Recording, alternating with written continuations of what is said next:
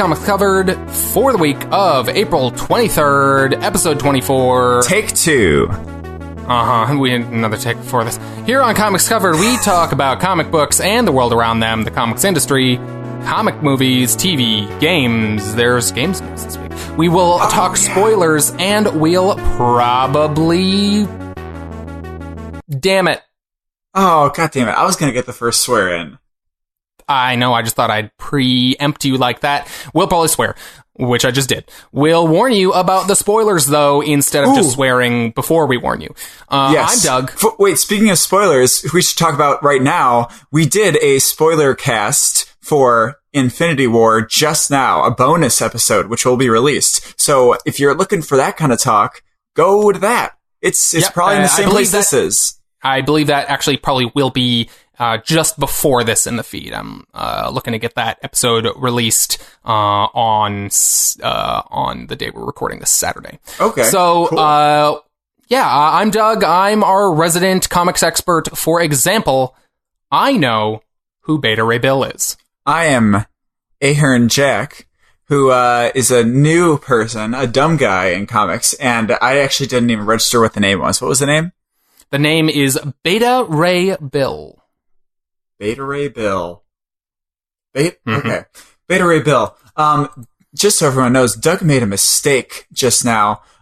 He did not know a character for a little bit, and what he just said was, "Oh, I found one. It's even relevant." So, Beta Ray Bill has to do with something we're going to talk about today. Right, Doug? Okay. Beta Ray Sure, unless Bill. I'm playing mind games. Well, fuck you. No, you're not smart enough for that. I'm just kidding. Here we go. Beta Ray Bill is a character in the Hellboy universe. You are wrong. Okay, Beta Ray Bill is a character in East of West. We can't just list everything. Pick a publisher. Okay. Image. No, it is a Marvel character. God damn.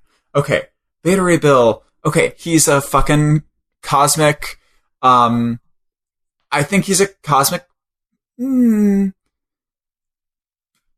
I think he's like a cowboy, space cowboy kind of character where he's like, "Oh, I'm Beta Ray Bill," and he like shoots beta rays. I don't know what that means, but he is like, I think his origin is that he's just an Earth-looking human, alien, not human. He's from, he's from Xandar or some shit like that, and he like is a space cowboy kind of looking dude, like Midnight Cowboy. You seen that movie, right? Nope. Oh, okay. John Voight, Midnight Cowboy. He hangs dong. It's really cool. Beta Ray Bill. He's a space cowboy, and he's like sort of a Western sort of feel character, but he's good. He's a good guy in general, and he lives on Xandar with the Nova Corps. Okay, so Beta Ray Bill is a weird-looking horse cyborg alien man. He's from a race of people who look kind of like weird like alien Centaurs? demon horse people. No, like he's a humanoid looking character. He's like an orange dude with like a weird elongated snout skull face. But he is a character who proved himself worthy in a fight against Thor and was able to wield his hammer Mjolnir. And then after the fight was over, he begged Odin to let him keep Mjolnir, and Odin was like, "Hey, buddy, that's my son's. You can't have it. But you proved yourself worthy, so here's your own hammer called Stormbringer." Which is the name of spoilers. Spoiler warning for Infinity War. You click the skip ahead 15 seconds or whatever button if you haven't seen it. Do it really quickly. It is the name of Thor's new hammer in Avengers Infinity War. So that's really cool. Okay, so Beta Ray Bill. And it looks like it does in that movie. It's like half axe, half hammer. But yeah, and he just looks like Orange Thor with a big, like, weird cyborg horse face. Yeah, I'm looking at the pictures now. He's in some cartoons, it looks like, too. He's shown up in some stuff. Jesus. That's crazy. That's a really interesting character, though. Like, when does he have that fight? I want to read that. Apparently, and this contains one of my favorite sentences I've ever seen, or fragments of a sentence. So his ship appeared in the Milky Way, and Nick Fury saw it on a sensor and sent Thor to investigate, in which the fight ensues, probably due to a misunderstanding. And then he wields Mjolnir, and it turns out, they're not on enemy sides, so they get along. But because that's old Marvel comics. But his ship is apparently sentient and named Scuttlebutt. So this summary of his character on Comic Vine contains the phrase "Thor boarded Scuttlebutt." Thor boarded Scuttlebutt, where he confronted Bill, and they fought. Oh, what the fuck? This is great. I love this. What year is this? This has to be like 70s or 60s or something? Looks like he 1983. Wow. Yeah, Thor number 337, which is 83, yes. Wow. That's crazy. So he's been around for a while. He hasn't been like a huge deal in a long time. He's one of those characters who just kind of like shows up in panels and you're always like, it's Bay Ray Bill. Because he's just Thor, but he looks like a silly orange horse alien. Can we do that every time he shows up in any book that we read? It's Beta Ray Bill. I mean, that's my reaction to most of the characters who appear in the background of pretty much every comic nowadays, is because I get a stupid childlike glee from seeing like Crazy Quilt or some other stupid character in the background of a comic. Like, it's that character that no one else cares about. Did you say Crazy Quilt? Crazy Quilt. You've read something with Crazy Quilt in it. You probably didn't know who that was. I didn't at all. Do you want to have that for next week? Yeah, we'll save that one. All right, so cool. Now that we've got that out of the way, Jack, how was your week? It was good. I'm almost done playing the game Limbo, which is super good. We played Inside already, and I talked about that a little bit, but I really like Limbo. I like Inside better, because I think it has... you were telling me that Limbo was the same people, but before Inside, right? Mm-hmm. Okay. Yeah, that was like their first indie hit. Yep. Okay. But, yeah, it's super good. And the next thing that we're playing on the list is the very first Zelda game. And we're trying to play Knights of the Old Republic as well. Like, overarching. That game's so good. It's so hard, though, because, like, some of the graphics don't translate well, to like my computer now, which is what I'm playing it on. So sure. It's tough to like sit down and like go through that, but we just need to have a day where we like just play like 12 hours of Knights of the Old Republic. You just said you're about to play the original Legend of Zelda. I know, but that's 8-bit. That's different than like a 3D rendered thing from like old. You know what I mean? There's something different about 8-bit and how they run. Sure. And we're also running that on a GameCube for a specific collector's edition that was ported to GameCube, so it's definitely going to play well, you know? Yeah, for what it is, like it'll play, especially like it'll play well. Yeah. Okay, Doug, how about you? Cool. Yeah. I just really like Limbo a lot. Yeah. Do you like which one better? Of Limbo or Inside? Yeah. I mean, Limbo is a great kind of like example of like here's how to do simplicity really well in a game and make it work. And Limbo Inside is like everything that's great about that, but like just like it's just like blown out in every way. Mm-hmm. Like everything is just done that little bit better, and it's a different thing. Yeah. But like I think it's just like that one was their proof of concept of like here's what we can do with a very limited like palette of tools, and Inside was like their like eventual realization of everything that they kind of promise in that game. With like way more of an implied story and universe and everything, and just the fucking art design in Inside is so good. Oh yeah, love that. Is there? Actually, never mind. Don't tell me. I was going to ask a question about Limbo, but Doug, you're playing a very toned down old game as well right now, right? No, I'm playing the new God of War. So not the original God of War, but the new soft reboot game, God of War. It is a reboot, though? It's, again, soft reboot. It's in the continuity. So, but it's like they're rebranding it as it's just called God of War, and it's in a new mythology, but it takes place in a world in which all the stuff from the previous games happened. God of War is something that has never really interested me all that much. The tone of it, of just like, look how angry this man is, and violent, hasn't really appealed to me. But this game, it seems to be doing quite a bit more with it, and like the approach is a little bit more kind of, it's a little bit more subdued, a little bit more kind of character based. And I'm really digging it so far. I'm not super far into it. I'm hoping to play a little bit more tonight, but I've played like the first couple hours, and it's really great so far. I definitely recommend it so far.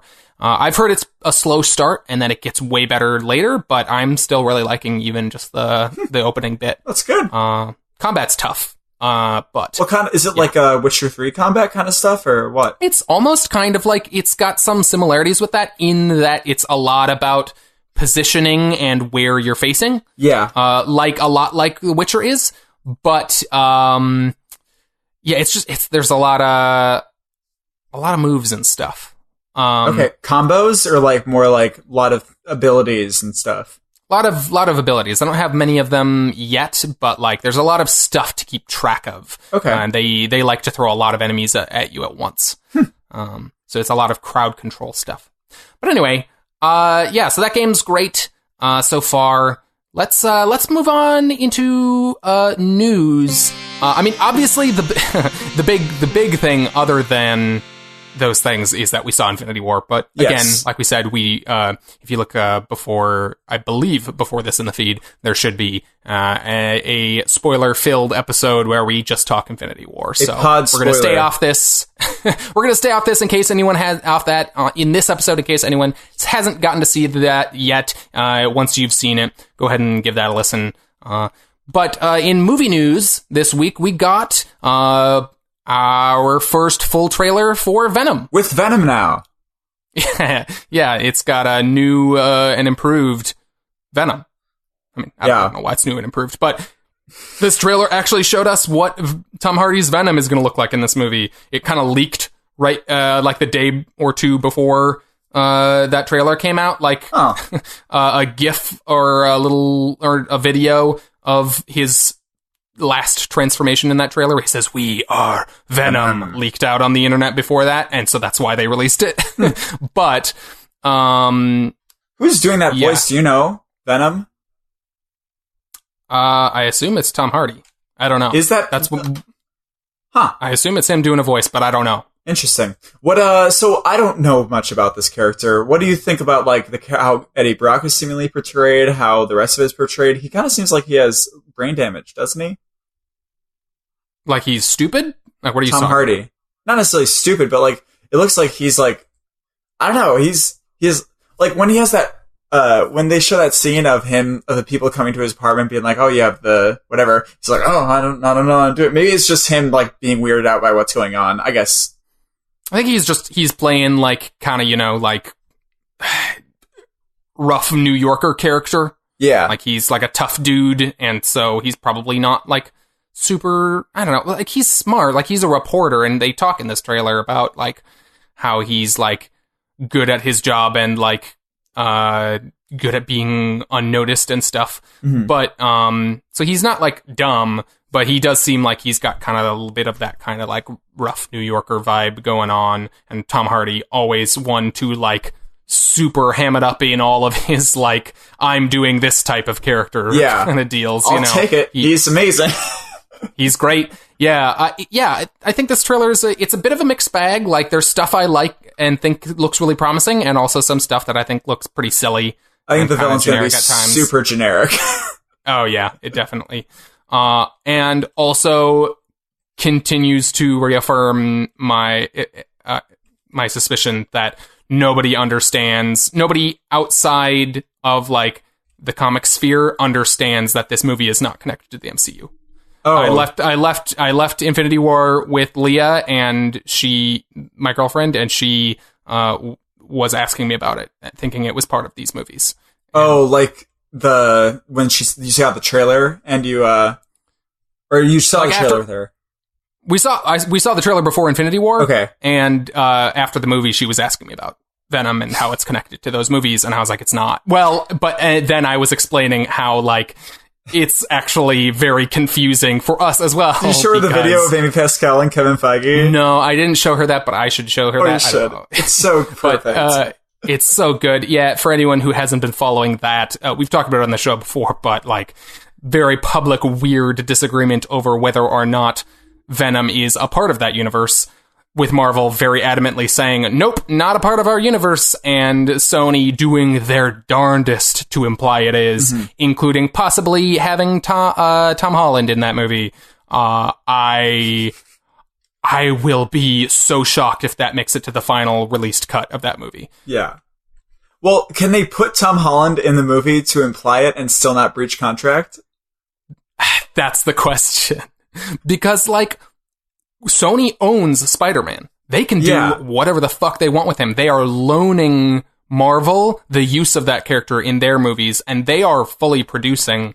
They fully produced Homecoming with, like, Marvel, like, having a role in its production, like, but Sony made that movie, you know? And they own Spider-Man, so they can do whatever the fuck they want. Like, Marvel can't stop them. Sony can put Tom Holland in that movie as Spider-Man, and Marvel cannot do a goddamn thing except pout, you know? Like, I'm willing to bet, I think we've said this before, but I bet Tom Holland will be in the movie, and they'll never reference his name. As in, he will be like an Easter egg. He'll be in a scene, and they'll make a joke about, like, I don't know, that guy like, from YouTube. implying his connection that he's secretly Spider-Man, but, like, he'll just be, like, in it, like, he'll be standing in a coffee shop as it gets destroyed or something, and he'll be like, and they'll have some comedic beat where he'll be like, oh, not dealing with that, or something like that, you know, but they'll never say who he is. Oh. That's, you know, like, I don't know. It, like, I predict it'll be a comedic beat where they'll never reference his name. Yeah. Hey, I mean, if casting-wise, if Marvel wanted to use Tom Hardy, though, you know, that wouldn't be the most terrible. Like, he looks great in this movie. And he's a wonderful actor. So I don't know. I'm really excited and interested to see what's going to go on with this. For sure. Yeah, it's going to be very good. If they put Tom Holland in there and they reference him being Spider-Man, or he shows up in costume, like, what can Marvel do other than just roll with it? Yeah. You know, like, other than just say, like, I guess Venom's in our universe now, you know? Well, it doesn't mean they have to reflect in their movies, though. No, they probably won't reference it, but, like, if they do that, he is, like, like, there's not anything they can do. He just kind of is a part of that universe then, inherently. Oh, wait, no, I was just about to make a reference to the movie. I can't do it. I'm sorry. I'll stop it. I'll stop. Yeah. But going into the dollars and cents, Doug. Yeah, so Avengers Infinity War, like we said, released this last weekend, and this has been updated since I put this article in here. Oh, yeah. Domestic total as of yesterday, $105 million, almost 106. That's an estimate. But that is so crazy. That's quite a bit of money for Thursday and Friday box office only. That's insane. Oh my God. Thursday. That makes sense. I guess it's just Saturday right now. Yeah, this is reported as of last night. Jesus. As of, like, total sales from yesterday. So yeah, they're gonna make a lot of money. I mean, I got my second ticket already, so, and it's IMAX 3D. So. Yeah, I'm probably going to be seeing it in IMAX sometime this weekend. So there's $30 more for me. I don't know how much do movie tickets cost. Actually, mine was actually pretty good. Since I have the AVC stubs, it took off $12 from the price of the IMAX showing. Wow, isn't that crazy? For 2 tickets, or for one ticket? $12? How much did it cost? Yeah. Really? It costs $25 normally. Jesus Christ, I was joking about the $30, but that's insane. Oh my God. I could only find a 70mm that was IMAX 3D, so I had to pay for both. Those are both extra prices. God. And it's at Universal City Walk, in Universal Studios. So even though I have those $12 off, I'm still gonna have to pay for parking, but still, I'll take it. God. You know? Yeah. Yeah. I'm hoping it's just a regular movie IMAX. Now. Yeah, I'm hoping my 70mm IMAX is not also 3D. I don't think the Minnesota Zoo does 3D. I'm not sure. Anyways, they do. I've seen 3D there. Okay, well, hopefully not. It probably is. But so in other news, I mean, yeah, Infinity War is going to make tons and tons of money. That's no surprise. We'll update if it breaks crazy records. Do you think it's going to beat James Cameron? I don't know. That's the question. Is it going to be, it'll be in the top, I feel like it'll be in the top 3 at least in terms of all time highest grossing movies. Who knows if it'll beat those, but, yeah, we'll update if that movie, breaks any records or like that. So, other news, this is not really news, but just like, I don't know, an interesting little tidbit. I like this character a lot. Kevin Feige, was he was asked about. That's not even a way anyone says that word. Kevin Feige was asked about Moon Knight and if they had any plans for Moon Knight in something. This isn't necessarily movie news, but just kind of MCU universe related. It could be TV, who knows. But if they had plans for Moon Knight in any of their shared universe, and he said yes, absolutely. I'm gonna find the exact quote. He just said yes. And he talks about how they have a bunch of cards of characters that they want to use, and he's definitely one of the cards, and he likes that character as well. Yeah, he says yes. Does that mean 5 years from now, 10 years from now, 15 years from now? There are stacks of character cards that we have in our development offices, which we look at, which we pull for him, meaning not just character cards in general for characters they want to use, but character cards that they have character cards for Moon Knight characters that they are like shuffling around trying to figure out the best way to do him, I assume is what he's saying. Yeah. So they're trying to figure out an angle for him, but they are hoping to do something with him. But who knows when that'll happen? Doesn't sound like anytime soon, but I don't know. I just really, I've been saying forever, I really want Moon Knight is like top of my list for hopeful next batch of Marvel stuff. Yeah.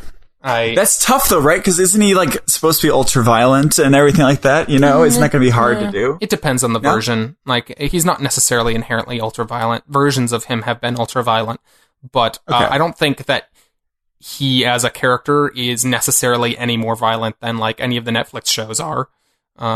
Like Daredevil, like they could easily do a Moon Knight with that level of violence. Or they could do a Moon Knight, because there are versions of Moon Knight that are not even nearly that violent. They could do a big cinematic version of Moon Knight that isn't that at all. That's just a big, more fun blockbuster thing. Do you think it would be better as a Netflix? Would you like to see a Netflix deconstruction of his character, or would you like to see a movie? I think it's pretty ready-made for a Netflix thing in terms of like what they've done with the Defenders characters. Yeah. But like I think he would fit very well into the kind of stuff they do there. But he is also, if they did that, he's of those characters the most superhero. So other than maybe like Luke Cage, but even further than that, in that like, you know, he has a cape and stuff, depending on which version you use. But like, you know, like he has a big old superhero costume, and he's he has a big moon-shaped ship called the Mooncopter. I don't remember what they call it. He's in a lot of ways like Marvel's Batman, which is a very simplistic way to look at it, but like he's that kind of character, you know? He's a billionaire character with like too much money and doesn't know what to do with it, and he's crazy, so he goes out and fights crime. I feel like you could go either way. I feel like you could do a really good Netflix show, but you'd be losing out on a lot of the more superhero-y elements because they'd probably tone it down for that. Yeah. Or you could do a big blockbuster-y thing, in which case you'd probably have to make him a bit bigger and a bit more kind of more superheroic. But I would take either. I think either would be great, honestly. I don't know which I would prefer. Okay. It would probably be a TV show, I feel like, but I would love a movie. Cool. Okay. So, cool. I'm excited. In TV news, this was actually, I believe, I don't remember if we recorded early last week, and I don't remember if this happened like before or after we recorded, but I missed this in any case. Amazon is developing two of Jonathan Hickman's... powers that be. Sorry. The Illuminati. Amazon is developing two of Jonathan Hickman's comics as television shows, one of which I read, East of West, and the other I have never read, called Transhuman. I have East of West, the volume 1, by the way. Samantha picked it up. Oh, nice. East of West is great. It's like, if you want like a comics kind of equivalent of like a Game of Thrones type of thing, it's this. Yeah. It's that. Like, it's the big sprawling thing about characters from all over this weird universe and all of their politics and stuff, but then also big action. It's great. Okay. That book is basically a weird post-apocalyptic Western... You talking about Transhuman now? No, I'm talking about East of West. Yeah, it's a weird post-apocalyptic / future Western. Okay. That sounds awesome.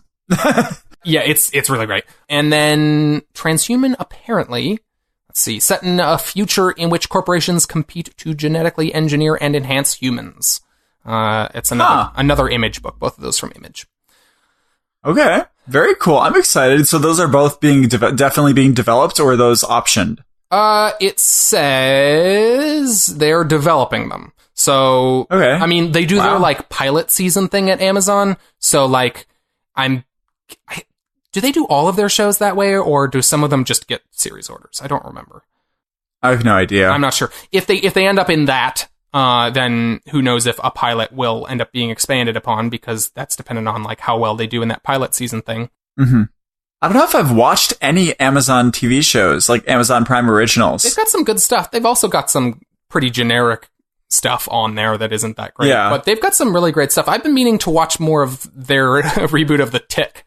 Because I watched the pilot when they did it in their pilot season thing, and then that got picked up and it was very fun and funny. And then I didn't go back to it when they gave it a full series order. I think they announced a little while back that they're doing a season 2.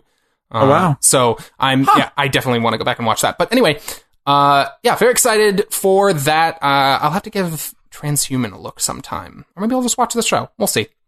Who knows? Cool. In comics news, the big news this week was that the Eisner nominations came out. So I explained to Jack this week what this was, or maybe you already knew, but no, I did not know at all. Okay. The Eisners is named after Will Eisner, influential comic book writer artist. Okay. What did he do? Like, what should I read from Eisner? His big, like, more superhero-y thing is The Spirit, which they made a very bad movie of a few years back. Do you remember that? The Frank Miller directed Oh my movie? God, yeah. Yeah, that movie was apparently very bad, but that is a kind of seminal, like... Michael Eisner? What? Is it Michael Eisner? No, Will Eisner. Will Eisner. Who's Michael Eisner? Is he the Disney guy? I have absolutely no idea. I think he's a Disney guy. Okay, sorry, go ahead. But anyway, he has an influential graphic novel called A Contract with God. He is, one of the people who made kind of comics as a medium be taken a little bit more seriously as like an art form, and kind of is one of the progenitors of the term graphic novel. So anyway, the Eisners is an awards show that is done at San Diego Comic-Con every year, in which they, much like any other media awards show, like the Oscars or the Emmys or whatever, Grammys, they nominate, like whatever the panel of people who vote on this thing, I'm actually not entirely sure how they judge this, deems to be the best stuff in a number of categories, and then they hand out awards. And I just wanted to call out, they announced the nominees this week, and I want to call out some of the stuff that either we've read and liked, or stuff that I've been interested in, or we've been interested in. Comics awards tend to be kind of like a little bit more like either the Emmys or the Grammys, and that like the Oscars, you generally can be, it's pretty easy to be like, oh, I haven't seen like these 2 or 3 movies in this category, I can watch those. But like, you know, the Emmys or the Grammys, it's like there's so much fucking shit out there that like you usually are like, yeah, I have seen and like this one thing in this category, you know? So like it's always like, oh yay, a thing I like is in this category, and you root for that thing. Okay. Maybe some people who read way more comics than I do are more familiar with stuff, but okay. Yeah, there's like a thing or two in each of these categories that I or we have read and liked. Best single issue, Hellboy Krampusnacht was nominated among others. Was it really good? It was great. It was a great standalone single issue story about Hellboy and Krampus. It was it was, I believe, a winter Christmas special of some kind. Makes sense. Yeah, it was very, very good. Very good single issue story. Best continuing series, Black Hammer, which was nominated among others. Samantha's reading as we speak. Yeah. Very happy for that. So great. And you just caught up on that, which I'm very happy about. Oh, it's fantastic. We talked about it, I believe, on the last show. Yeah. Yeah, that among others in best continuing series, which basically just means like best series that isn't new. And so anything that didn't debut this year, like that like was still good specifically this year. Yeah. Best limited series, Mr. Miracle was nominated. So that is considered a limited series because it's going to end after 12? Yes, it is a 12-issue series. Okay. Yep. I don't know how they'd continue it after. I guess so, but damn, I just want it. Yeah. Along with, I've been very curious about X-Men Grand Design, which is Indie Comics' darling Ed Piskor's retelling of the entire X-Men history. Huh. X-Men is one of my big weak points in terms of comics, in like knowledge. Yeah. I have read a number of X-Men books, but like in terms of like the history and the classic stuff, that's a big like gap in my knowledge. And I've been curious if this is something that like I should or shouldn't read. Like, I don't know if this series would be good for someone who doesn't have any experience and would give me a primer on the characters, or if this is something that's made for people who read that stuff. Yeah, who refers to it and changes it just a bit. You know, like which would I enjoy more, if I like went back later and read this after I had like read the stuff it's referencing, or if I could read this, and I mean, I'm sure I could, or if I would appreciate it still as much if I just read this and took it as like, oh wow, now I know all this stuff about the X-Men's history. Yeah. I don't know. But that's nominated for Best Limited Series, as well as The Flintstones, which that's so weird.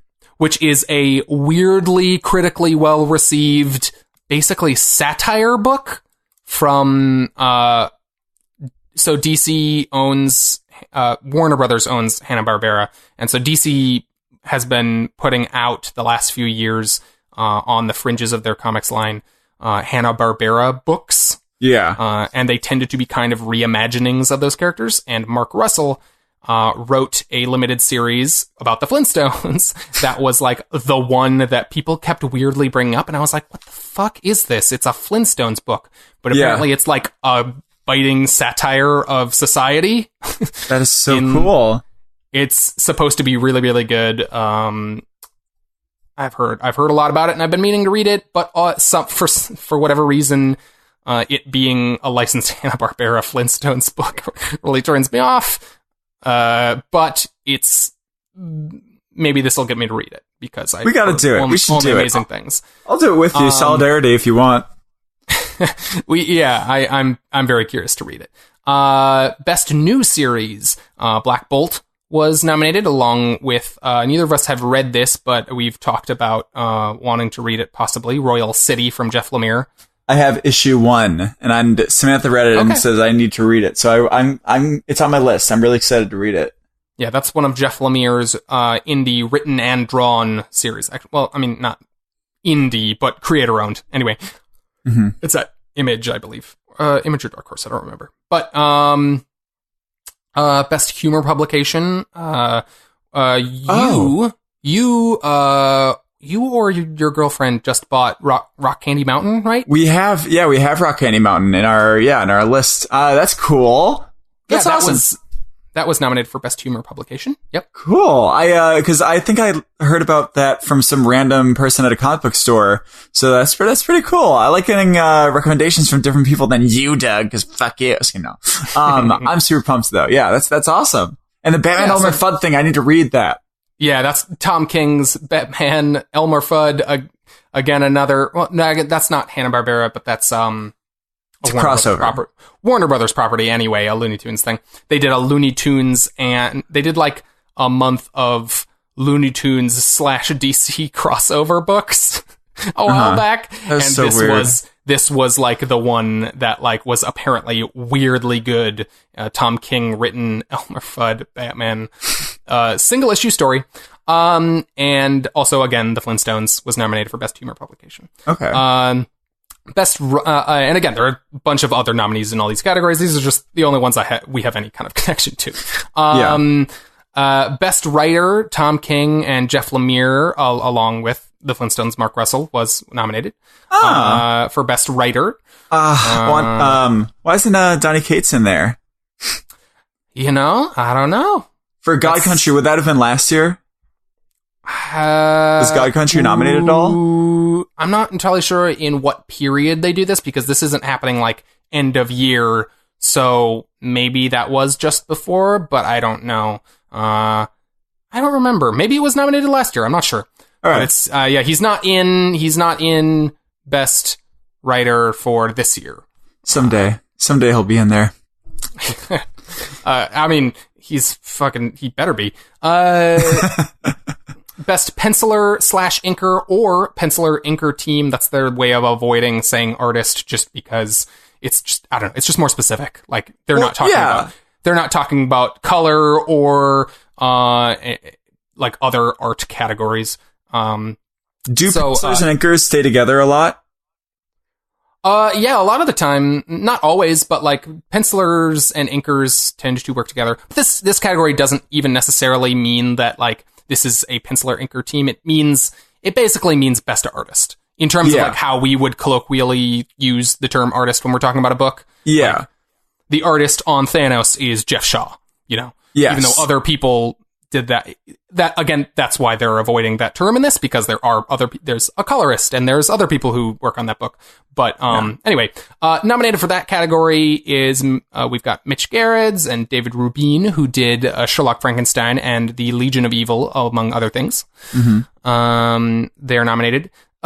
We have best cover artist, in which Nick Darrington, who has done the covers for Doom Patrol and Mr. Miracle, is nominated. Great covers. Yes, agreed. Best coloring is what they call their colorist category, but it's not really a colorist category because it's a weird category. I saw some colorists complaining about it on social media this week, but basically they mostly nominate artists who color themselves. Okay. For that category. And there's one colorist who doesn't do the art, like the line work part of it, nominated, which is Dave Stewart. Okay. This year. But also Mitch Gerrits and David Rubin again. So just more of the art the like general artist category, but also Dave Stewart. And then we also have Best Letterer, in which Clayton Cowles and John Workman, who have done many books that we have read. I mean, I've noticed that I like when they have like specific style of lettering. I don't really like. Okay, maybe maybe give me like a little bit, like, what do you look for good lettering? Like, what do you think distracts you? What doesn't distract you? I mean, lettering, I guess depending on what's needed, like whether you do notice it or it's distracting or it calls attention to itself, whether or not, like sometimes the lettering should disappear and you shouldn't notice it and it should just feel right and not call attention to itself. And sometimes it should like have an interesting style and be kind of like pertinent to the story content, like certain people do that better than others. There's just an art also to like, where do you put dialogue bubbles and how do you organize the words within the bubble so that it's clear? Is that is the dialogue bubbles like placing them on the page? Is that the letterer? Yes. Okay. I mean, like things can be called out by either the writer or the artist of a book, but generally that stuff is just left to the letterer. Like you just leave space. You could or could not leave space for the letterer to put a dialogue bubble. It's best if you kind of have that in mind. But like, they put that stuff all on the page, and there is definitely an art to how to do that. And it's good that they recognize those people because we don't talk about them very often, Okay. That's good. John Workman, one of the few people left in the industry who still physically actually writes out the dialogue in his books. Oh, with ink, That's pretty cool. Yeah, pretty much everyone else does digital. And he does a lot of books, which is crazy. Also, in news, we're going to move off of Eisner stuff, but congrats to all those people for the nomination. We'll probably check back in when people win. Yes. And maybe for the people we didn't call out here, whose work we're not familiar with, if they win, maybe that'll get us to read your stuff, and that'll be exciting. Mm-hmm. Because I'm always excited to hear what other people have liked that I have not checked out yet. Because, you live in the little bubble of like the creators you follow or whatever, and this can be a good way to like find out what other people have liked. Yeah. Real quickly, Jim Starlin, the creator of Thanos and writer of a bunch of stuff at Marvel, has been in a kind of weird public dispute with Marvel for a little bit now. Apparently they've been on and off again, like really, like a lot of times. They, just before Donny Cates's Thanos book came out, he announced, I'm going to be putting out a new graphic novel about Thanos. And then that book came out. And then he was like, I think you guys stole my graphic novel story. It says in this article here, he doesn't think that they necessarily specifically are ripping him off. Yeah. But that he thinks that it's like an indicator that since they let him kind of trod over his story content, he thinks that they did it knowingly, like that they didn't stop him. He sees that as an insult. Yes. That like they prioritized his work over him. They prioritized Donny Cates's new work over him, the creator of that character. Yeah. Which makes sense. I mean, I can see where he's frustrated for sure. Makes sense. Yeah. But yeah, and he apparently loves Infinity War though. Yeah. Yeah, he was out talking about how much he loved. He gave it, quote, 10 out of 10 thumbs up. Yeah.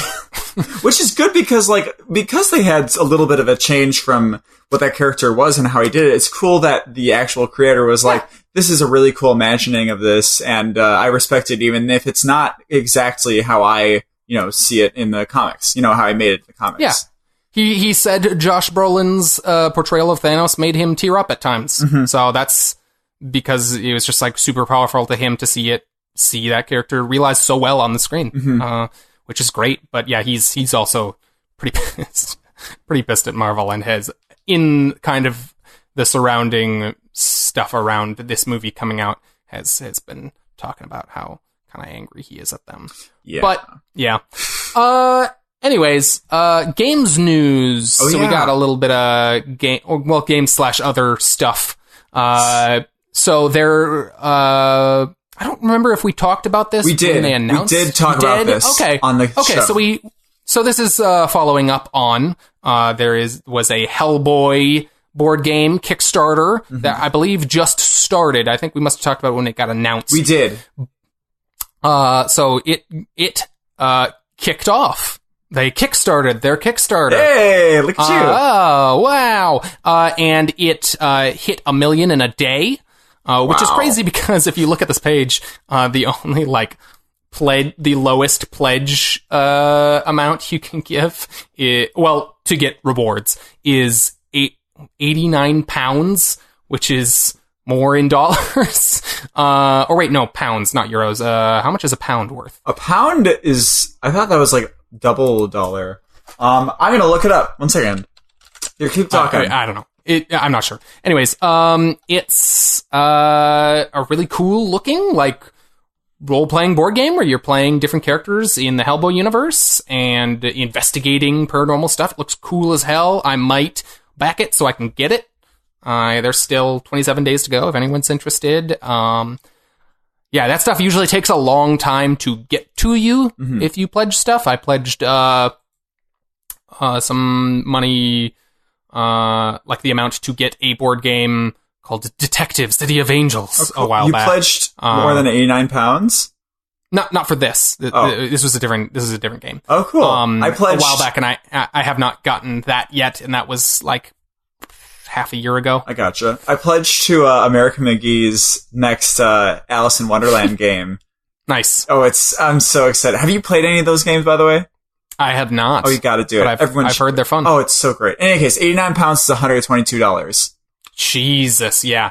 It looks like it's a real big game, and if you want to get all the expansions and stuff there, they are giving away with it. You need to pledge at the £95 amount, Jesus. Which is crazy. Or sorry, 100. 100. Oh, that's only for retailers. Anyway, 95 for a random person if you want to get all of the stuff there. The little figurines look so beautiful. God damn it, they look so nice. They're unpainted, and I assume with the intent that you as the player could paint them. I'm not really into that scene much. Huh. The minifigure painting scene. There's a big scene for that, tabletop stuff. Interesting. But they are really nice little. I'm not sure what they're made of, plastic or whatever figures, but they're very nicely detailed and stuff. They look great. I would super love to play a Hellboy game, and I definitely want to check this out. This is probably one of those things that's exclusive to Kickstarter, I'm guessing. Oh. Meaning that they probably won't sell it in stores. A lot of the board game stuff on Kickstarter tends to be that way. Interesting. I did not know that. So you kind of have to. They usually do pledge stuff outside of Kickstarter afterwards, but they don't sell it in stores. Interesting. Because maybe Kickstarter has the rights to it if you post it on there. I don't think that's the case. I think it's just a matter of this game is only getting made because they have Kickstarter. Yeah. So they're not going to be stocking shelves with it. It's only whoever gives the amount for that reward is going to be getting it. Okay. Yeah. They're making it to order basically. It's not even necessarily really a crowdfunding campaign. It's kind of more of it's a pre-order campaign and they're only giving them to the people who order it. Yeah. Okay. Yeah, but that's really cool looking. I'm very tempted. It's a lot of money. I know, it's kind of a lot, but it is a lot. It is custom made little figurines that, yeah. Even if you're not into the scene, isn't your girlfriend into painting and arts and stuff, or no? Shrug. Okay. I don't know. In any case, it could be really fun, and it looks really cool. So whatever. Yeah. But yeah, that looks really cool. Mm-hmm. And then this isn't quite news, but you wanted to give a quick shout out to something here. I have signed up for my free month of Stitcher Premium, and I'm listening to the Wolverine podcast on Stitcher Premium, which is called Wolverine: The Long Night. It's just a murder mystery, whodunit, big small town drama, figuring out what's going on in this town, why people are dying and shit. And it's really good. I think it's a really gripping story. Doug, you should try it out. It's really cool. I recommend it. But if you go and you listen to it, do not expect a lot of Wolverine. Okay. I am on episode 8, and this is not I don't think it's a spoiler. Just don't think it's gonna be Wolverine, like, going around or anything. Like, he is very limited in this story. Thus far. So is it more about the detectives? Yes, it's more about the detectives figuring out, like, the mystery behind it. And, like, Wolverine is a part of it, and he's a part of, like, what they think is what's going on, but he is, like, him as a character is not very big part of it. Like, he's not very much in this. Other question, and then we can move on, is, like, so if he's not a huge part of it, does it still feel like it's part of the Marvel universe? Like, is other, not necessarily superheroic stuff, but, like, you know, like, fantastical things, like, are they part of the series? You don't have to give specifics. But they're alluding to one other thing. Well, actually, okay, I'm sorry. No. Yes, there are 2 other aspects of the story that are, like, kind of fantastical and, like, out of reality sort of thing. Like, can you just tell me, are they dealing with mutants? Like, are mutants a part of the story? It's not obvious, but there's, like, you can tell there's something weird going on. Okay. Yeah, we don't need to get into any more details. Yeah, but I would highly recommend it. It's a really good, like, whodunit story and fun drama, and it's cool. It's good. Yeah, I keep forgetting about that. Like, audio drama stuff is not necessarily something that I, like, think about a lot, but it's always something, because that's kind of made a little bit of a resurgence with the advent of podcasts as a big medium now. Yeah. And I've been curious to check that one in particular out. It sounds cool. I'm glad to hear that you're enjoying it, because that could have been real cheesy. No, I'm enjoying it a lot. Like, there's, like, you know, there's, like, this little town, you know, there's the person funding the town. It's a person, there's this weird cult or whatever that's in the town. There's this whatever in the town. Like, it's cool. Like, there's an aspect of people come to this town to hide from their secrets and shit like that. You know, it's like a lot of, you know, it makes sense. A lot of elements that, you know, are in a lot of other things like that, but it's cool how they all work together, for sure. It's not cliche. Okay. Cool. Okay. All right, Jack, let's talk about our weekly comics. So, on our pull list this week, Jack, do you want to tell the folks what we both read? I will. We both read Doctor Strange number 389 and Doctor Strange Damnation number 4, which were happening concurrently. And I thought I read in the best order. I'll talk about that in a little bit, though. Doom Patrol number 11, the long-awaited. Exiles number 2 by Saladin Ahmed. Ice Cream Man number 4, the horror anthology series. Thanos Annual number 1, which was fun. And Avengers 690, which ended the No Surrender arc. And Terrifics number 3, which I am dropping. Harsh. I know. I also read Detective Comics number 979, Killer Be Killed number 18, Saga number 51, and Flash number 45. And I'm jumping on earlier. I'm jumping on Flash in 2 issues, I believe. I think is that when Flash War is starting? I think Flash War starts. Yeah. Okay. Yeah. I just wanted to real quick say we never talk about Saga because you're not caught up on Saga, but Saga's just. I just want to make sure it is known that Saga's amazing. That, like, I love that series, even though we don't talk about it. Yeah. Was this issue really, really great? You liked it? That series is it just loves to crush every character you love. Oh dear. It's that, again, because that's that series. That's the Brian K. Vaughan series in general. That's what he does. Oh, I should tell people. He makes you love all his characters, and then he murders them. Mm-hmm. I should tell people, I'm gonna go to Brian K. Vaughan. He's gonna be at a comic book store near me, on Free Comic Book Day, so I'm super fucking pumped for that. He's, releasing his, like, a series, I guess, that was on digital, but they're releasing it on print, and he's signing the number 1s of it. Mm-hmm. What was it called? Barrier. That's it. Mm-hmm. Yeah. But yeah, excited for that. Cool. Doug, let's do the cover of the week. Yeah. So Jack, why don't you start? What was your favorite cover that we had this week? Okay. My favorite cover this week was, I was going through a lot of them, but I actually got a lot of variants this time, which is kind of annoying. But, I was going between too, but I've ultimately decided on Ice Cream Man because I love simple images that evoke a meaning that is shown thematically throughout the issue. I really like those kinds of things. Yeah. And I really like, in Ice Cream Man, the whole idea is this Ice Cream Man is giving people delicious things that look delicious but really lead to their depressing end and downfall.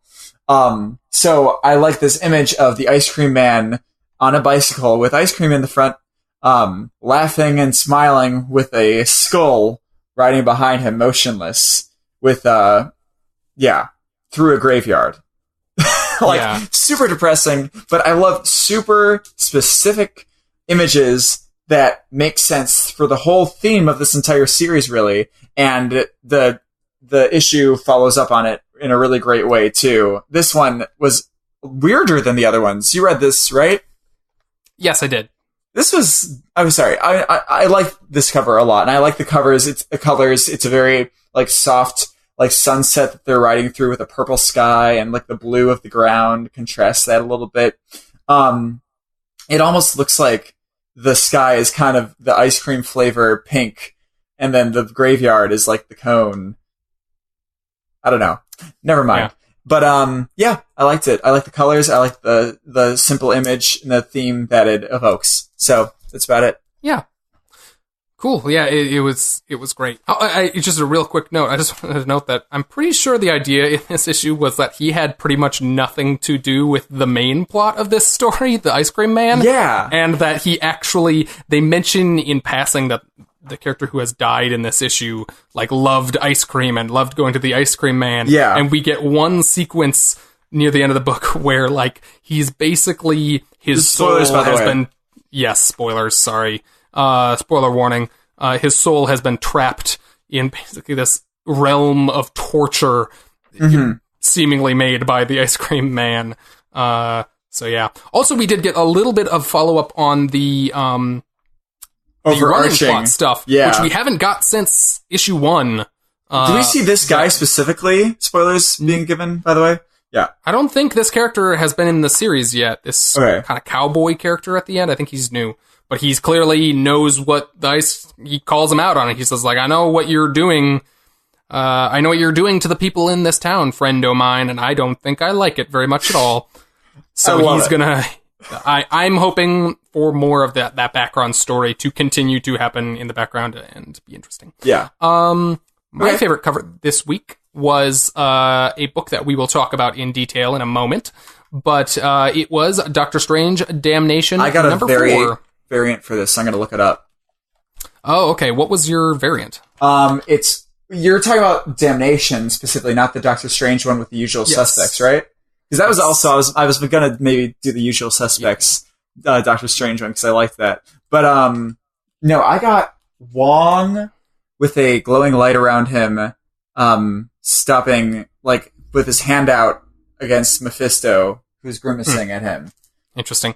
My cover to Doctor Strange Damnation number 4 is the group that they slyly kind of name in this book.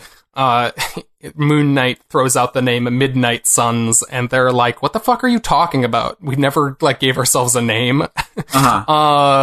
But anyway, so I think the idea is that we're supposed to be calling this group the Midnight Suns. So it's all of this kind of group of mystical Marvel characters, along with Doctor Strange, and they're trapped behind this fiery cage, which is a kind of, and it's done by Rod Reese, the artist on this issue and the first issue of Damnation. Yeah. The good half of the art on that series. And it's a fun little kind of inverse of an image that happens later in the issue. So it's kind of like a fun little twist to make you think one thing is going to happen and then basically the opposite happens. Yeah. While kind of they spoilers. Yeah, spoiler warning. They're fighting Mephisto, who's basically the devil, and in the end of the issue, they defeat him and they trap him in a fiery cage in this hell casino that he has created. Yes, And so this is kind of the reverse of this. Or they're on the other side of depending on how you look at it, maybe they're not being trapped here. Maybe this is them looking in at him. I don't know. Oh, yeah? It could go either way. But it definitely makes you think that's going to happen, that they're going to be trapped. But yeah, it's just a really, really nice, like it's the good kind of here's all the characters on a cover. Yeah. Image. Like it's they're all kind of given their own little kind of interesting visual treatment, and they've all got very clear kind of emotion going on. And I just really like Rod Reis's style, his art style, and I'm very glad to see it on this cover. And I like how it draws Doctor Strange's eyebrows. Oh. Like, look at them. Look how bushy they are. I guess so. Look how fun, like, just how fun and bushy they are. No one else draws them like that. Fun and bushy. I like that. That's good. Okay. I'll take that. Do you want to segue into talking about it like in general? We can do spoilers. Yeah. So, this is our segment that I am calling I Gotta Talk About This. So, every week we have books that we need to talk about. It doesn't necessarily mean that this is the best book, but it means that it is the book that we most need to talk with the other person about. Mm-hmm. So, the thing I had the most thoughts on this week was, well, I don't even know that I'd necessarily say that, because you have maybe the book that I have the most thoughts on. But I do have a lot of thoughts on Doctor Strange Damnation #4. And you're just talking about specifically Doctor Strange Damnation, not the Doctor Strange tie-in? I mean, I'm considering them all kind of a piece. Yeah. Like but I do want to talk specifically about, I want to talk about the end of Damnation. Okay. The last issue. Let's talk about the after effects, because, like, spoilers, Johnny Blaze's fate. I loved how they turned that around. Like, I thought that was awesome. Because, I mean, it makes sense, too. Go ahead. So this series, this crossover series, event book, whatever you want to call it, is, so Doctor Strange,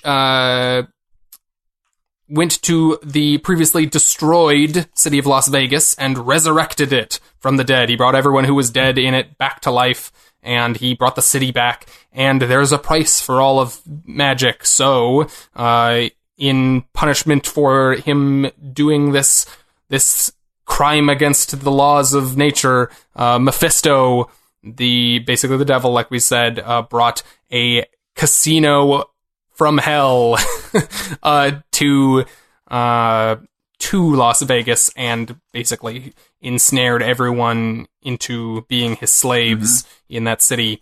And so this was the kind of sort of finale, depending on theoretically you were supposed to read Doctor Strange after this, but they kind of take place at the same time. So this is kind of the dramatic end of the major part of the story anyway. I think I read it in the best way. Okay, well, Donnie Cates was on Twitter saying read this first. Can I just tell you how I read it? You did tell me. You read what? Part of Doctor Strange? I read Doctor Strange up until his, like, they show him and Clea talking. Okay. And then I started reading Damnation, the entirety of it, and then I read the last part with Clea. Okay, you did get, like, Dormammu's presence spoiled for yourself in Damnation then. But, anyways. What? We saw Dormammu last week in Damnation. Or in Doctor Strange tie-in. He revealed himself. Is that how that happened? Yeah. I don't remember. He revealed himself in the last page. He's like, I'm Dormammu or whatever. Oh, okay. Anyway. So fuck you. Okay, in any case, sorry. Anyways, yeah, this issue wraps up most of the plot. Doctor Strange, the tie-in, kind of deals with some of the kind of, I don't know, ancillary kind of side effects of stuff, some of the emotional kind of wrap-up, but this issue deals with kind of the brunt of the plot wrapping up. And yeah, there's some big ramifications. Johnny Blaze, Ghost Rider, has been un-Ghost Ridered and and he has taken charge of Hell, and thus severing Mephisto from his power, basically, and allowing them to beat him. They left the Hell Casino. Yeah. Like, Mephisto is trapped in the penthouse now, but they just left the Hell Casino in Las Vegas. It's a great tourist attraction, Doug. I loved that, because that's just like a fun little, like, they can go to the Hell Casino now. I think that was the Hotel like Inferno. A fun, smart thing to just leave the Hotel Inferno. Yeah, just in Las Vegas, like, add to the canon a little bit there. Yeah, so what else happens in this issue? Well, I did notice that, okay, so I watched a bit of, what is it, Agents of S.H.I.E.L.D. Season 4, where they have Ghost Rider in there a bit, but not Johnny Blaze. Shut up. They have Ghost Rider's butt. Not Johnny Blaze. They have Robbie Reyes. His skeletal pelvis, the backside of it. Okay. In any case, I noticed that Robbie Reyes, he's in this panel where all the Ghost Riders are here, and these are all incarnations of Ghost Rider, right? All people that have been Ghost Rider, basically? Theoretically, yeah. Some that are existing, like, canonical, like, this is a Ghost Rider who has been in books before, and a lot of just, here's a bunch of people who, like, theoretically have in the past been Ghost Rider, including there's, like, a T-Rex looking one, and, like, a bunch of shit. Is the white one Moon Knight? At the top corner? What? No, it just looks like a cowboy. Okay, just a white cowboy. In any case, that's Robbie Reyes' like jacket, so I noticed that. So that was pretty cool, and I like that moment too. Just like there, I think that was just a really comedic moment, showing his bruised eye after like looking up at all these people. Yeah, and then did you know that notice that Robbie Reyes, the Ghost Rider from Agents of S.H.I.E.L.D. and from this panel, is going to be the Ghost Rider that is in Jason Aaron's upcoming. Next week, actually. Avengers #1. Oh, he's an Avenger? Yeah. He's like cool. He and She-Hulk are the ones that was like, oh, interesting. They were the kind of like swerve characters that like, oh, sure, yeah. Wow. That's really cool. Yeah. I really like that, because he was done really well. You should watch Avengers Season 4. I've only watched like a little bit of it, but you should really like it. I watched half of the season that he was in. Oh, okay. You stopped with like the LMD stuff that they're doing? I don't remember. I don't remember what was happening. All right. But Ghost Rider was decent. Oh, that's fun. Okay. Yeah. But in any case, yeah, I liked that. I thought it was just so.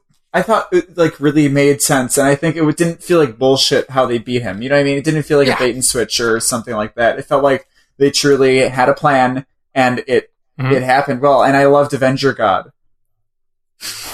Yeah, Doctor Strange absorbed all of the souls of the other Avengers who were with him. Captain Marvel, Black Panther, Thor, and he used all of their powers basically to defeat Mephisto. Mm-hmm.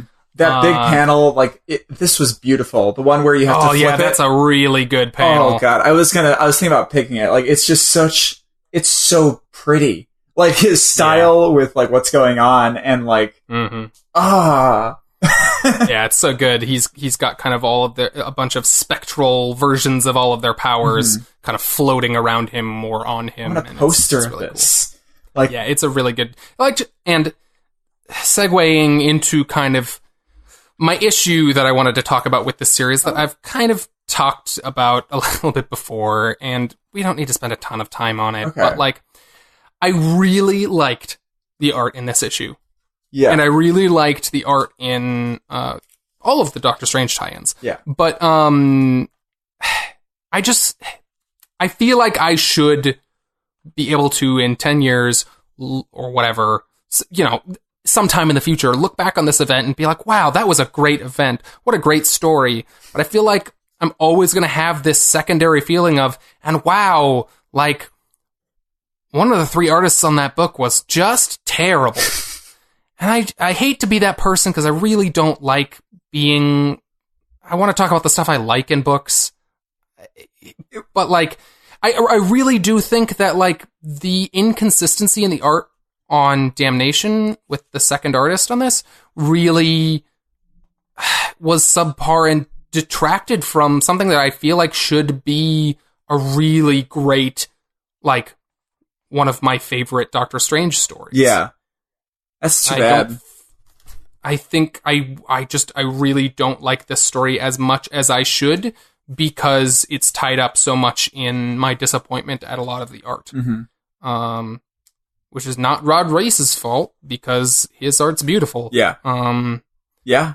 I don't know. I mean, it absolutely is. I mean, it's specifically, like, if we didn't even get this last book in it, like, it would have been a generally, like, you know, whatever. The the story is good, but the art was not great. But now that we have, like, half and half, basically, it's just like, It's a very conflicting feeling in my head, because, like, yeah, it starts off super strong, mm-hmm. and, like, all the Doctor Strange stuff is good, but then as soon as we got, like, those middle 2 issues of this, the middle 2 issues of Damnation, which you should be able to read just Damnation on its own without the Doctor Strange stuff. Yeah. It adds context, but that's what it's adding, you know, it's context. It's not, like, important story information or anything. But if you just read this book on its own, half of it is not up to par. Mm-hmm. And like that one time when they have the characters in exact same positions for 2 panels. Just rotated. No, it was like 3 or 4 panels. Yeah. That Elsa Bloodstone thing where she was just, it was very clearly they were just like rotating the 3D model in the exact same pose. Yeah. Like, ugh. I don't know. I know what you mean. Maybe you should start a petition for Rod Reis to just do his version of what the other 2 issues would have been. Just redo the art on those other 2. God, I feel bad enough already shitting on that other guy's art. I'll post that Twitter. Okay, I'll post that tweet. Yeah.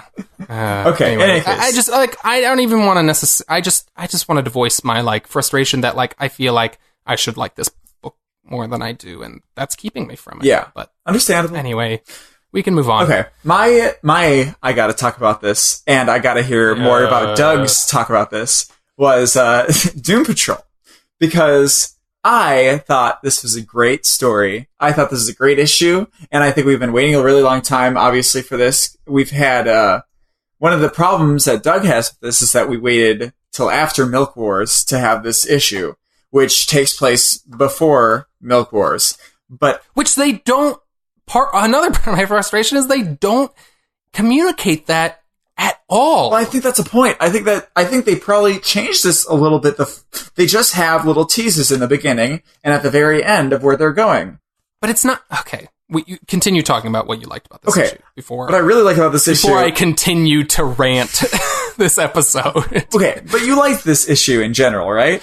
Yes, and it's a very similar situation to Doctor Strange in that it's not. It's similar in that, like, this issue is so good, it makes me frustrated about the circumstances surrounding it. Okay, understandable. Because it is a really good issue of this series, and I'm willing to bet if I went back years from now and I just read through all of this series in a graphic novel or whatever, or just all of the issues, and then I read Milk Wars in the order in which they happened, I would absolutely love it way more than I do.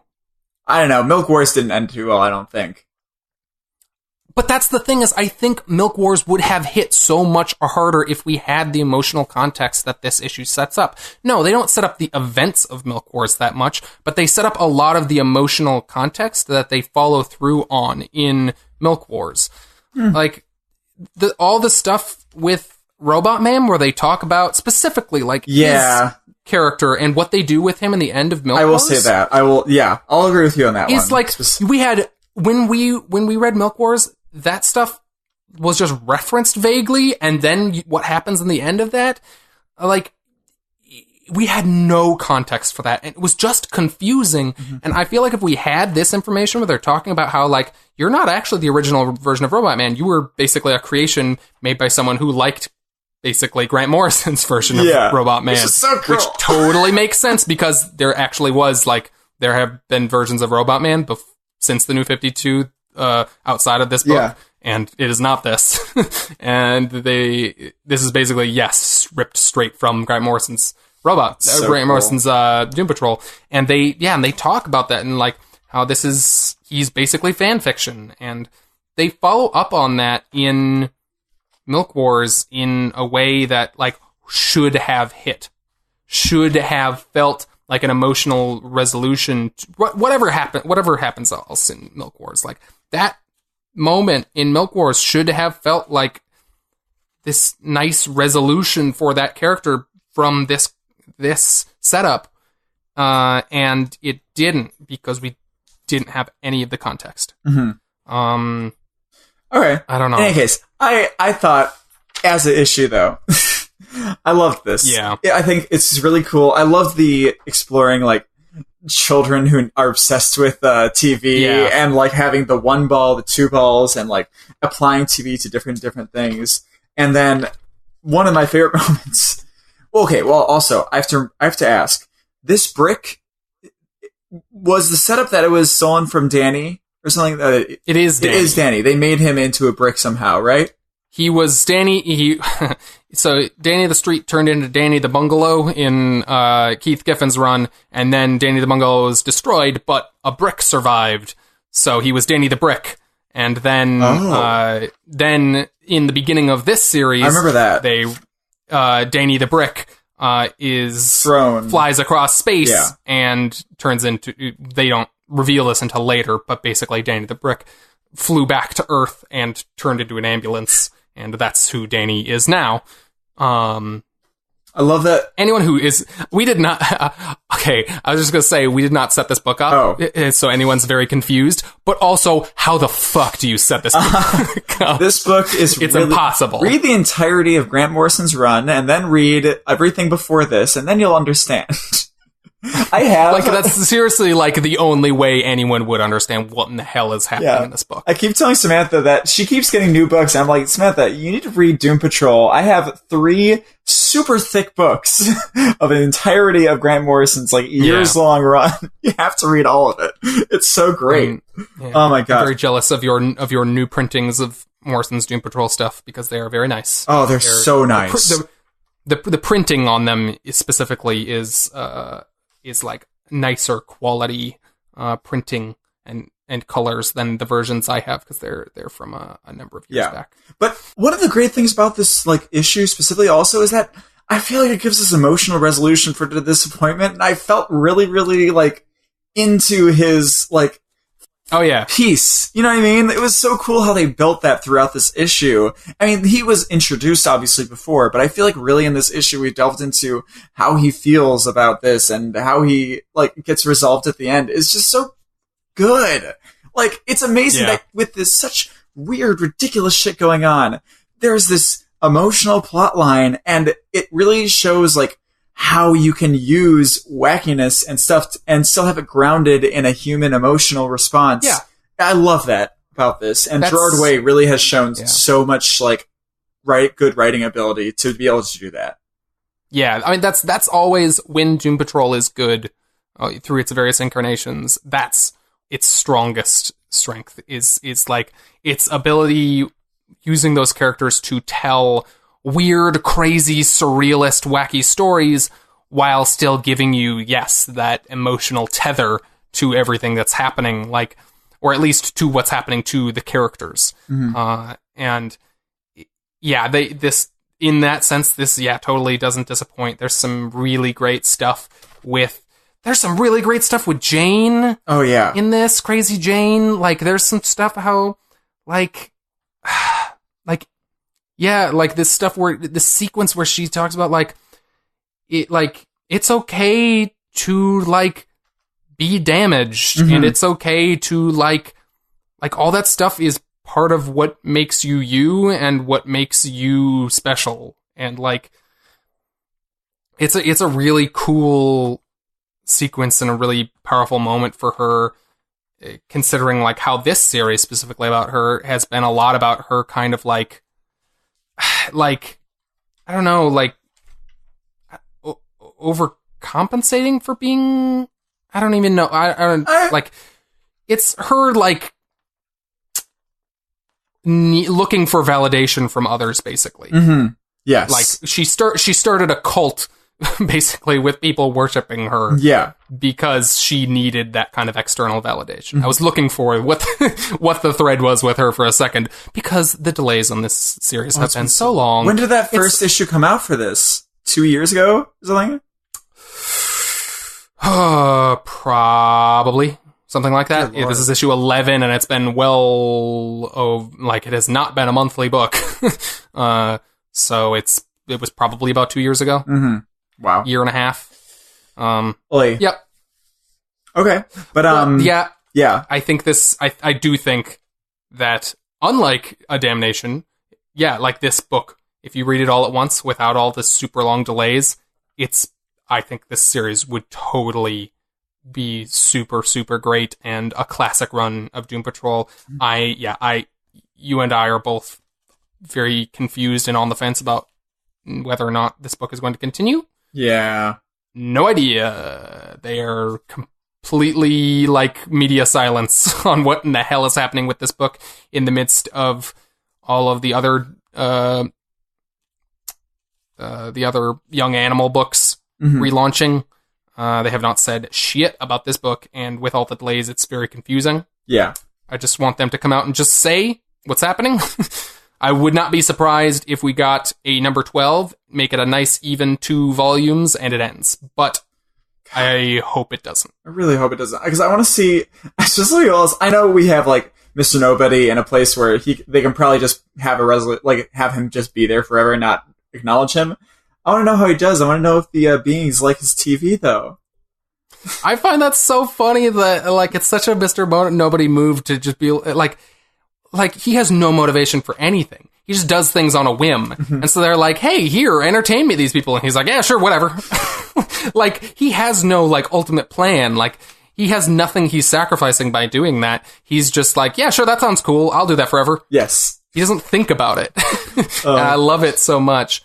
Also, I just love the weird canonical, almost meta-ness of all the stuff with the, that's been a thing that, Grant Morrison's Doom Patrol did this also, where it's they take ideas around, this is a comic book series, and people are reading this comic book series, and what does that mean for the characters in them? But then recontextualizing them within those ideas within the comic. Yeah. So we have this corporation which, is entertaining these people who live outside of the story, who are consuming the story, and wanting all the drama, and, all that kind of stuff. It's right. But it's in the comic itself. It's not like they're talking about us, the reader, but they're using all those ideas without breaking the fourth wall, Yeah. It's really great. Now, do you think that that we're gonna get a team book with the what is it, the son and the 2 parents? Do you know who I'm talking about? It could be a Young Animal spinoff. I'd read it. I doubt it. If this book continues, I bet they will definitely show back up. But I wouldn't be surprised if we just never saw them again. Yeah. Yeah. Okay, but yeah. Yeah. Cool. That book is great. It's great. If you haven't read any of that book, highly recommend it. Although if you haven't read any previous Doom Patrol stuff, it'll probably be very confusing. But I don't know, maybe, I don't know. I would be very curious to know if someone had never read a Doom Patrol book and read Gerard Way's Doom Patrol, what they would think of it. Yeah, no, definitely. I still think it's still a very good book on its own. I would just be very curious if they understand literally what's happening. Yeah. Yeah. Cool. Jack, what was your favorite, did you have any favorite panels of the week this week? I did. I have a panel of the week, actually. A single panel? A single panel. I loved, this is from the Thanos Annual #1. I loved this book. It's first of all, it's structured in a great way to where, basically, Frank Castle is, sorry, spoilers? We did the spoiler warning. Okay, yeah. Earlier. And I said Thanos Annual just now. Okay, whatever. Fuck you. Okay, not you, Doug. Our interdimensional people watching our TV show. Yes. Okay, so Ghost Rider, aka Frank Castle, is recounting all the things that he's seen Thanos do in his visions. And it's full of great stories, I think. I love every single one. My panel of the week, my moments of the week, By the way, the birthday one is one of my favorite things. Oh God, it's ridiculous. In any case, oh my God, there's so many good things. Also, when he's talking about art and giving her poetry and stuff. Mm-hmm. Okay. Yeah. So what was your favorite? I know, I'll get to it. My panel of the week was in My Little Thanos, which is drawn like My Little Pony. The little Aduroles, which is what they call him. Thanos comes to this planet saying, I need to, conquer them. And the Aduroles, who are these little bunnies that, are populating this world, they are all about pleasing people, and they want to have fun doing it. So Thanos, like, it starts off like, how dare you touch me? I'll strike you all dead in a heartbeat. And then, because he says he wants them dead, they're like, oh, you want us dead, right? Oh, do you want us to murder each other? That's great. So my panel of the week is when you turn the page, we see these little creatures impaling each other and hitting each other's heads off. So, would you like everyone impaled, new god? Oh, Peppermint, I will gladly rip my own squishy works out for you, new god. And while Thanos is standing, being like, what?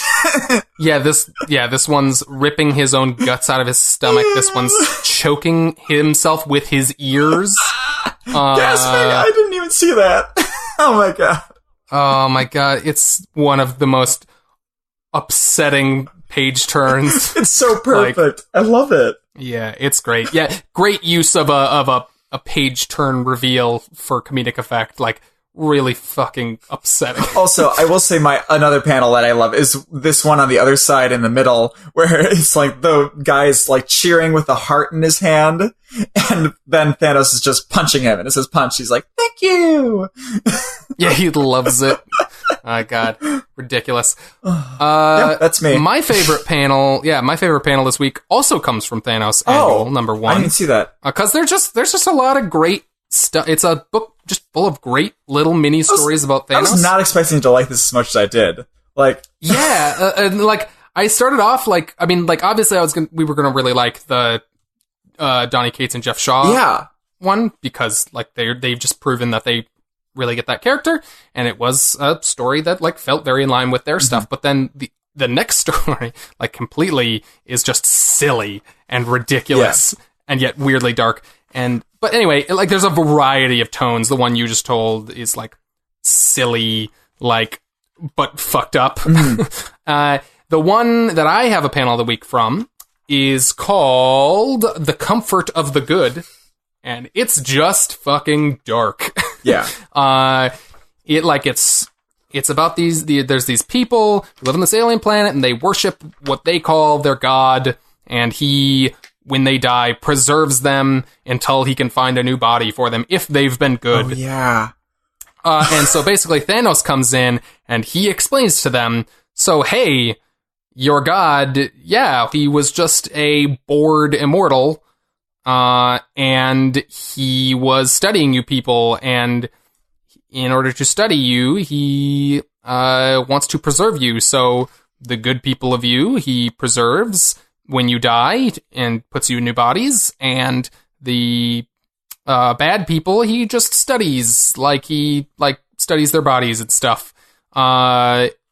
And so then he just explains that whole thing, and he's talking about their god in the past tense. And then they're like, what did you do? Page turn reveal. Oh, God. And this story is illustrated by Fraser Irving, written by Al Ewing. But the Fraser Irving's art is this weird, it's like painted, but it's almost like collage-y looking, or like pointillism. Like it's very spotty. I'm not entirely sure what his process is, but it looks like he uses a lot of like spatter work. But we had this page turn reveal of talk about startlingly upsetting page turns. We get a double page splash of Thanos standing in the middle of this desert with the decapitated god, who is this giant decapitated head with blue blood spurting out of him and everywhere, and his dead headless body in the back, giant headless body. Thanos has his heart in his hand, which is bigger than Thanos' entire body. And he's smiling as he's smiling as he like shoots lasers into it and sets it aflame. And this giant, we don't get context for what this thing in the background, this big square is in the background until like the next page or whatever. But he has this giant quantum computer, quantum server, which is how he preserves them, and he has punched a hole through it. It's broken in the background, and it's all in front of this big tableau space stars and planets scene, and it's just really messed up and yet also a super beautiful splash page. And it's like the ultimate scene of just like, Thanos just did this because he was fucking bored. Like he has no reason for this. Like, most of the stories in this book are just about, like, Thanos just doing shit because, like, why the fuck not? Yeah. I feel like doing an evil thing. Helping an old lady across the street. Yeah. Oh my gosh. Yeah, like, that big page turn reveal of that is, it's at once beautiful and horrifying, and I love Fraser Irving's art. I wish I saw more of him. He does a lot of cover work. Okay, makes sense, I guess. But yeah, that was my favorite panel this week. So, real quick, let me just read off what's coming out next week. So next week on May 2nd, we have, as mentioned earlier, Jason Aaron's Avengers #1, the relaunched Avengers book. You're not caught up on Black Science, right? No, not even. I have one that I need to read. I'm on, where is this? I'm on volume 5. It's the one after God World. Okay. Anyway, Captain America #701. Mark Waid continuing, but without Samney. DC Nation #0, which is DC's 25 cents, right? Yeah, it's them being like, hey, what if we ate Free Comic Book Day's lunch by doing an almost free issue before Free Comic Book Day? It's just steal all the headlines first. Yeah. It's weird. But anyway, it's basically a Free Comic Book Day issue. It's a one-off issue that sets up a bunch of new stories that'll be coming out in the coming months, including, we've got stuff about Batman and Catwoman's wedding, we've got stuff leading into Brian Michael Bendis' Man of Steel, I believe some stuff for Justice League New Justice. There's a prelude in there for that. So I'll definitely be picking that up. Oh yeah, why not? Rick Remender's new book, Death or Glory, it starts next week. We talked about it in solicitations a while back. I don't remember that. Are you sure? We did. It is an Image book drawn by Bengal. That's his name. Bengal. Or Bengal? I don't know. It's like a Bengal tiger is how it's spelled. Anyways, it's basically sounds like, it's not quite like Mad Max, but it's vehicular kind of cross-country action stuff. It sounds cool, and I'm always on board for Rick Remender stuff. Yeah. Dr. Star and the Kingdom of Lost Tomorrows #3. And we've got a new writer on Nightwing. Ben Percy is coming on to Nightwing, so I'm at least gonna check that out. Do you like Ben Percy? See how that is. I really liked his Green Arrow stuff. I've talked before about how I really liked his stuff on that book, and I thought the variety of artists was pretty inconsistent and disappointing, even though a lot of the artists on that book were great. I didn't like how diverse the art was on that book. Huh. I thought it made it kind of inconsistent. But I really like the story, and so I'm willing to check out him starting a new arc on Nightwing. Okay. Cool. I just realized I lost a lot of, we don't know if Doctor Strange is continuing, and Damnation is done, and now Avengers is done. We just lost a lot of series. Yeah. Yeah, I mean, Marvel's yearly relaunch.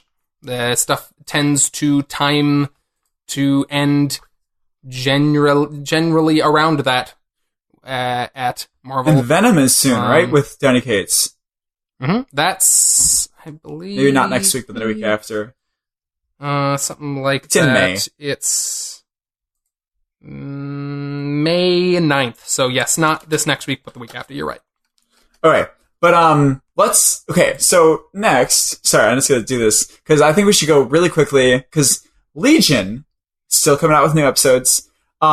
Really short episode comparatively to the first 3. Also, was it? Yeah, it was only an hour in length on TV, and then they had a fuck ton of commercials. Interesting. It was nuts, but it was. I liked it. I think we can really quickly go over this because I really liked it. It was a very simple idea the entire time, and it was just us trying to figure out what Sid's deal is. Yeah. This is the main character, David Haller, end of last episode, went into his girlfriend Sid's head, theoretically, because the whole last episode was him going into people's heads to free them from this illusion that they were being trapped in. Mm-hmm. And he goes into her head, end of last episode, theoretically to free her from it. Turns out in this issue, it's not actually what's happening, because everyone was freed from that when the guy causing it died at the end of the last episode. So, yeah, he's trapped in kind of a puzzle of a different kind here. And yeah, so what happened with that? I mean, it was just kind of, she didn't feel comfortable to tell him everything. She thought she was a monster or whatever, but I mean, she kind of fucked that guy over. Okay, so, I mean, should we explain it? I feel like anybody listening to this already saw this, didn't they? I mean, if you're still listening to us talk about Legion, you either have watched the last episode or are curious and don't watch it. Yeah. Okay. Basically, she, like, her switching with her mom to have sex for the first time and then switching back while in the midst of it. Oh, damn. Yeah. Fucked up. Yeah, that was, you were waiting for that fucking horrible turn. Oh, Jesus. When that happened, because you know that she didn't have control of it at the beginning of the show, even when she was older, and accidentally would switch back. Mm-hmm. So she has this power, for anyone who doesn't watch, where if she touches anyone, she basically switches bodies with them. Yeah. And after a certain amount of time, although she's trying to extend that in the current timeline of the show, their bodies switch back. Yeah. So this episode was kind of David trying to figure out exactly what she was trying to communicate to him, and because she was just basically showing him her whole life and all the fucked up things that have happened to her in her whole life. Yeah. It was very depressing. Very. Like, her life is very sad, because for her whole life, everyone just basically thought she had a phobia of being touched, and then she finds out at a certain point that she has this power, and I mean, like, no one's going to believe her. Like, there's no, unless someone saw her transform, and no one does. Yeah. So eventually it turns out that she's basically he goes through many, many different guesses on, like, what she's trying to tell him about how, like, so you're actually trying to tell me that, like, all the bad things you've done so that I'll still love you, so I can tell you I still love you. It's a test. And she's like, nah. Again. That's not it. Yeah, she keeps having him repeat basically her whole life again. He guesses many times, and that one's wrong among others. And finally, the reveal is that she's trying to tell him, like, kind of like the Crazy Jane thing earlier. It's this idea of, like, our weaknesses don't make us weak. Like, the bad things that have happened to us don't make us bad. Yeah. Like, they actually make us strong. And, like, love is not going to save us. We're trying to save love and we're going to be able to do that because our lives have been fucked up and we are strong. Yeah. Yeah. It's a great, like, it's a motif of the show in general, but I think it's really, really well done, like, within this one episode, like, a very simple idea the entire time.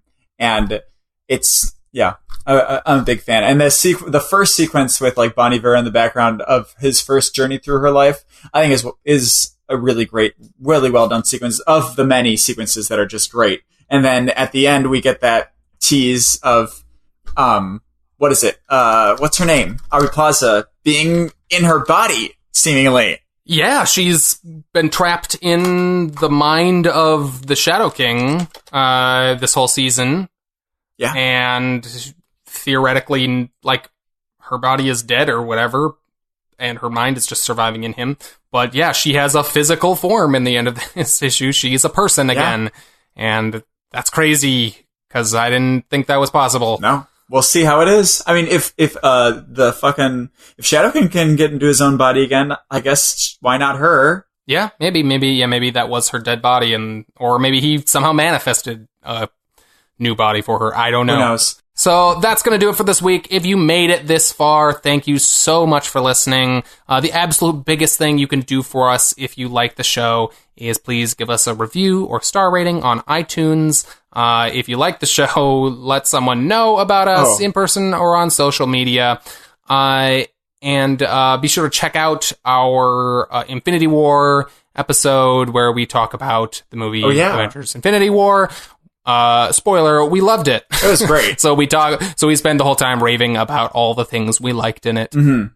Like literally, like in contrast to like Last Jedi, there's nothing I feel anybody could be disappointed about in that movie. There are things I'm disappointed about. I touch on a couple of them in the episode. Okay. We don't dwell on them too much. But overall, I think it's a fantastic execution of what they're going for.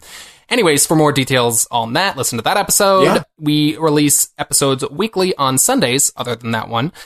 So be sure to check back in next week for another regular episode, or better yet, subscribe to the podcast feed and never even have to think about it. Yes, sirree. And you can subscribe on iTunes, Stitcher, TuneIn, Overcast, and Google Play Music. So whichever one you prefer, podcast app, we got you covered. In the meantime, before the next episode, you can find us on the Twitter and Facebook under the handle Comics Covered. If Facebook steals all of our information, just don't look at it. You can also find web archives of all our episodes at comicscovered.libsyn.com. That's LIBSYN.com, and on our YouTube channel. Or we've also started. We have been posting video versions of the shows on Facebook, so they're there. And if you want to get a hold of us with a question, feedback, we didn't have any listener questions this time, but next time we would love to. We ran a little long this time, so send us a message on Facebook or Twitter though, at our email comicscovered@gmail.com. You guys are great. We love you. Thanks again for listening. I am Groot. I am Doug. Aww. And this has been Comics Covered. Cheerio.